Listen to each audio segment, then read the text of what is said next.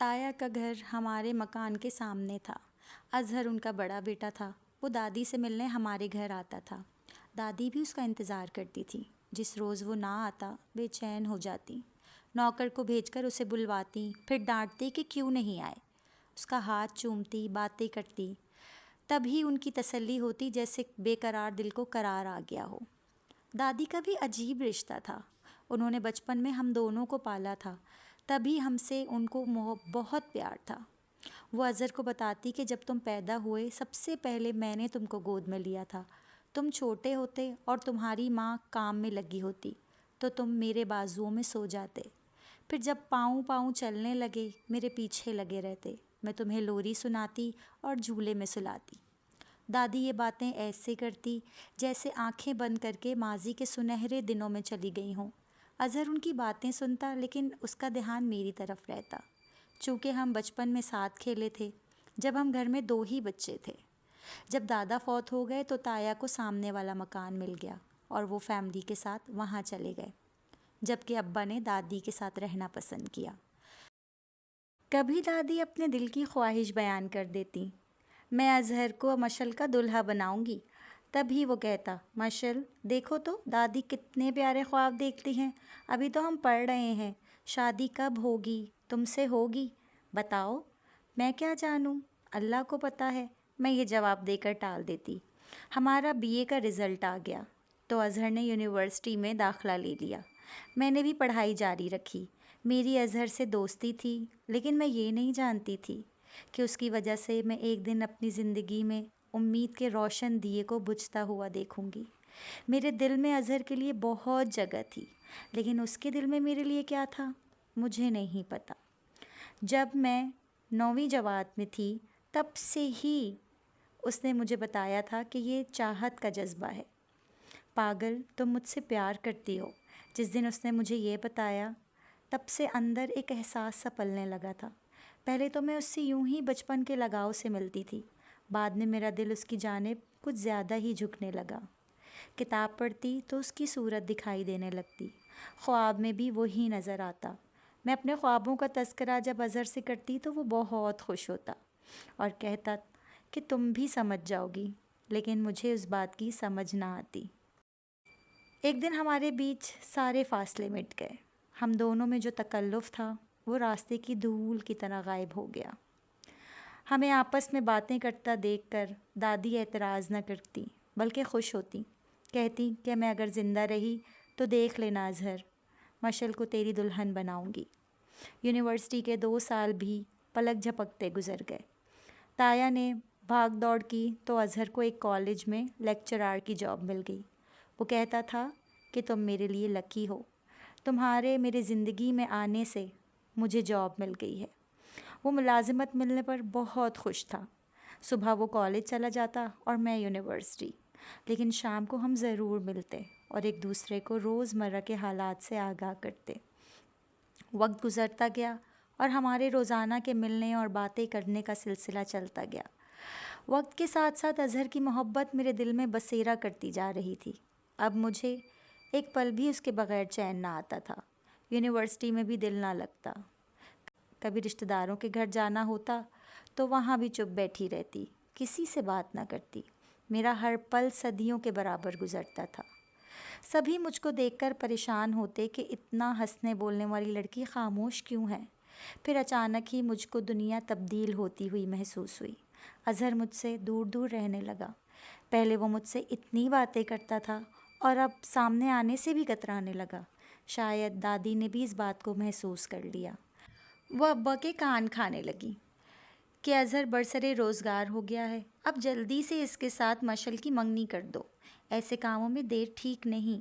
لڑکے ہونہار ہوں تو باہر کی لڑکیاں ان کو لبھا لیتی ہیں۔ ابا کہتے مشل کو MA تو کر لینے دو، ابھی وقت پڑا ہے، اظہر کہیں بھاگا تو نہیں جا رہا، گھر کی بات ہے، جلدی کیا ہے؟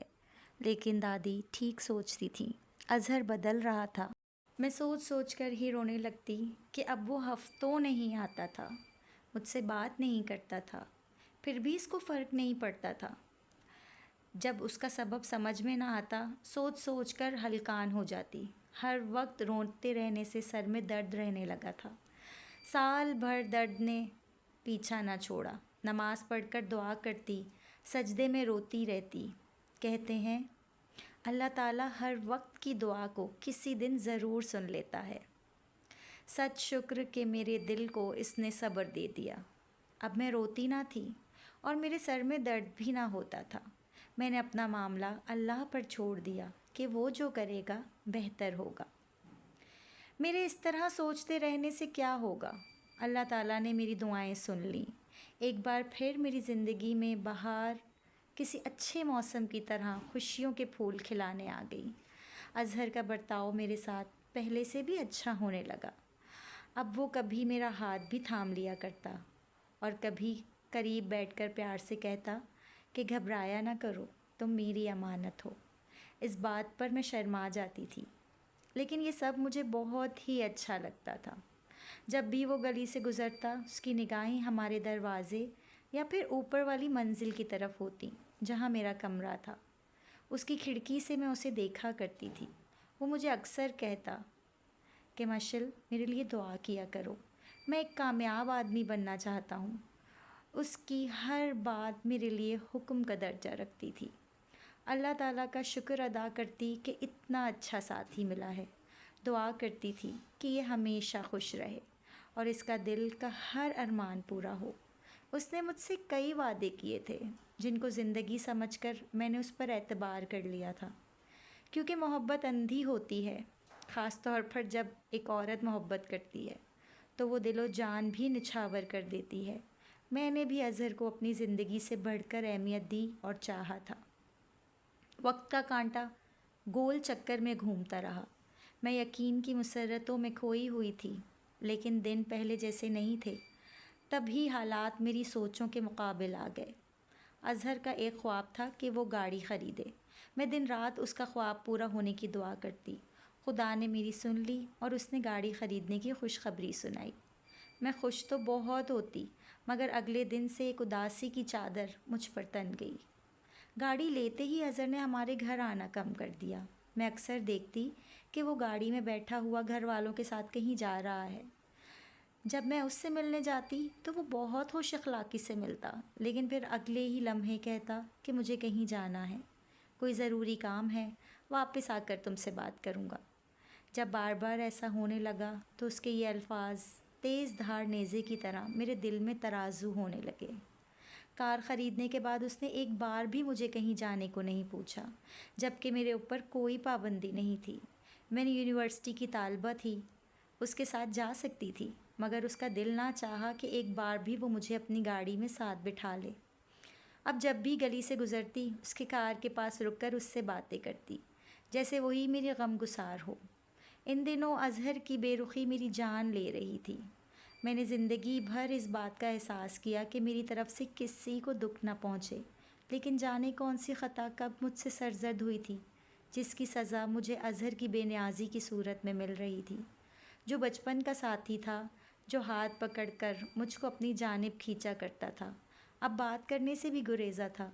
जी तो चाहता था ज़हर पीकर इस पल पल मिलने वाले दुख से छुटकारा हासिल कर लूं, लेकिन वक्त को यही मंजूर था कि पल पल इस कड़ी आजमाइश से गुज़रूं।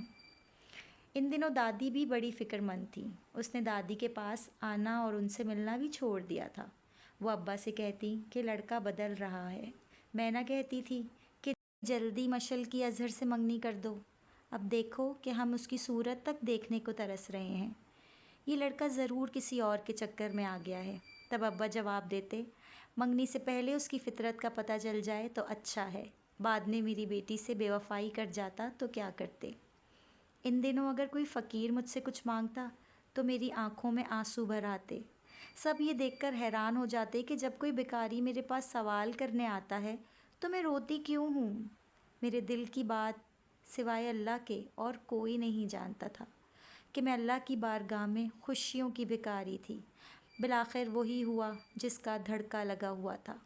वो मुझे अपनी प्यार की राहों पर 2 कदम हमराह चलाकर खुद ही मेरा साथ छोड़ गया। उसने साथ पढ़ने वाली एक लड़की को पसंद कर लिया था और वो भी लेक्चरार बन गई तो उसके साथ शादी करने का सोच लिया।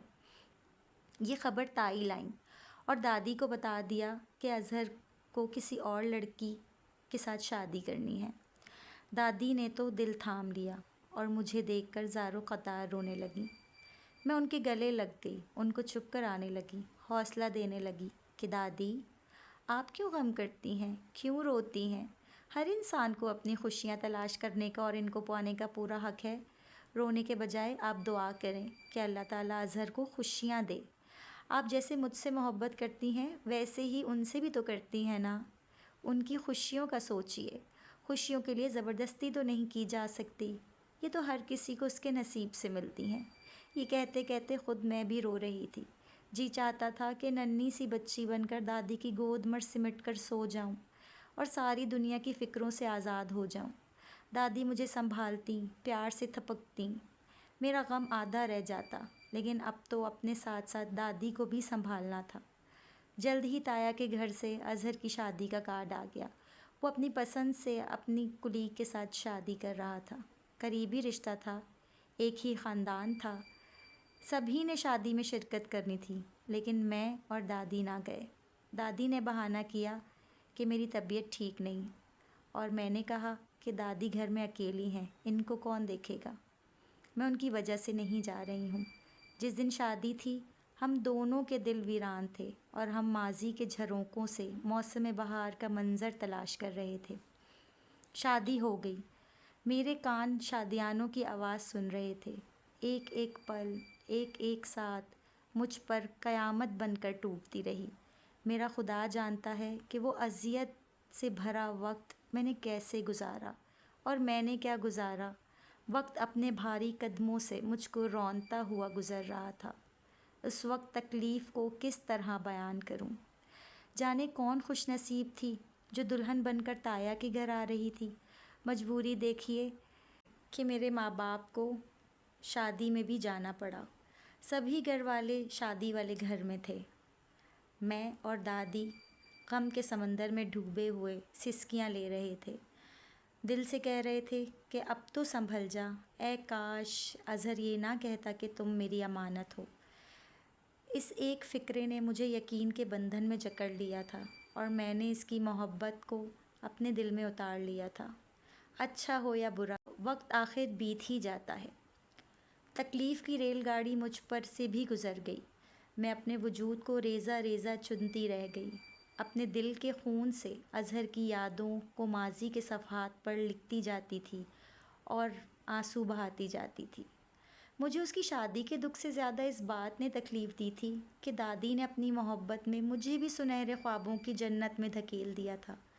اس وقت جب میں کم سن تھی اور زندگی کے بہت سے پہلوؤں کو نہیں سمجھتی تھی، اظہر نے اس آتش کو اور رنگ و روپ عطا کر دیا، اس بات کا یقین دلا کر کہ وہ مجھ سے محبت کرتا ہے اور مجھ سے ہی شادی کرے گا۔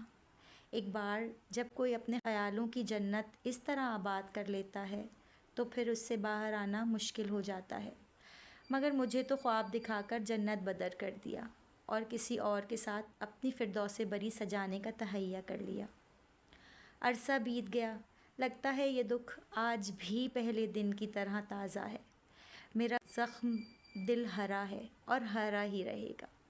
مجھے نہیں خبر کہ اظہر خوش ہے یا ناخوش، خدا جانے، مگر میں اب بھی اس کے لیے خوشیوں کی دعا کرتی ہوں۔ میں نے بھی بطور لیکچرار اپنا کیریئر بنایا، کئی رشتے آئے، سب کو انکار کر دیا۔ دل شادی پر آمادہ ہی نہ ہوا۔ دل بھی عجیب شے ہے، اس پر کسی کا اختیار نہیں۔ مجھے یقین ہے کہ وہ مجھے بھول چکا ہوگا، لیکن میرا دل آج بھی اسی بے وفا کو یاد کرتا ہے جس کو میرا احساس نہیں۔ خود فریبی کے سہارے اتنا وقت بیت گیا، اب بھی یہی کہتا ہے کہ وہ کبھی نہ کبھی ضرور مجھے یاد کرے گا، 2 گھڑی کو ہی صحیح لوٹ کر میرے پاس آئے گا، اپنی بے وفائی پر شرمندہ ہو کر مجھ سے معافی طلب کرے گا۔ شاید یہ میری خوش فہمی ہو، کچھ لوگ محض خوش فہمی کے سہارے جیون بتا دیتے ہیں، میں بھی یقیناً ان میں سے ایک ہوں۔ کہانی پسند آئے تو پلیز سبسکرائب ضرور کیجیے گا، آپ کی سبسکرپشن ہمارے لیے بہت ضروری ہے۔ Thank you.